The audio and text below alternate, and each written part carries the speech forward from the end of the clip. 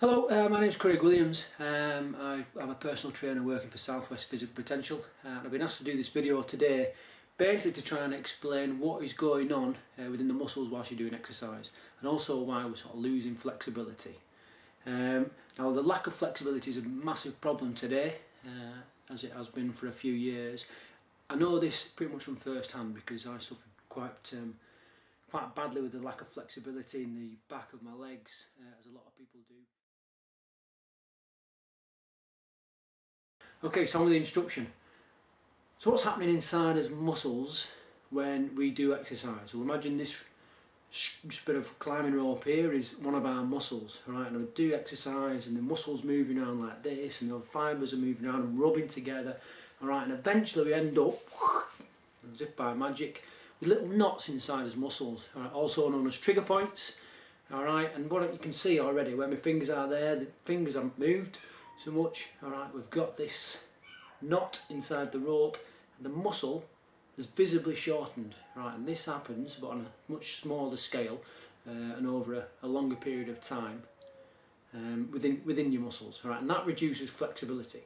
There's also other factors which come into it, for example, past injuries, illnesses. We lose a bit of flexibility as we get older, alright, but I still know people that are well up into the 60s and 70s that have got great flexibility, and if we train it and if we work it as we do with other components of fitness, there's no reason why we shouldn't have any problem.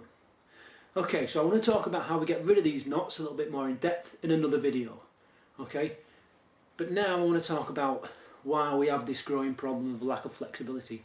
And in my mind there's three main reasons that are pretty much relevant to everybody. The first one is that we rarely warm up and cool down sufficiently. Alright, so prior to whatever exercise we're going to do, we rarely warm up properly to a state where his body is actually ready to conduct the exercise. As well as that, afterwards, we rarely cool down. Alright, and by cooling down and by doing stretches at the end, we can lay these muscle fibres flat and avoid getting these little trigger points and these knots in his muscle. Okay, and that's what we need to work on. So prevention is far better than cure. I've got some non-blue white tack, whatever this is called nowadays. What we do with the muscle when we don't warm it up, we don't get it nice and hot and pliable, and so we can move it easily.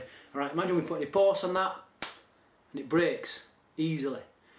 Okay, so within his muscle, and obviously doing a warm-up obviously helps his joints and psychologically prepare for exercise, but his muscle, we're heating these muscles up. As we're moving it around gradually, alright, we control the range of movement, we're heating up the blue tack, white tack, or whatever you want to call it, alright, till eventually it starts to become a lot more pliable, a lot more flexible, okay, and you're not going to get that snap that we had before, a long drawn out stretch such as that.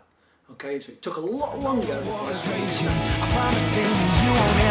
won't ever feel pain, 'cause I will say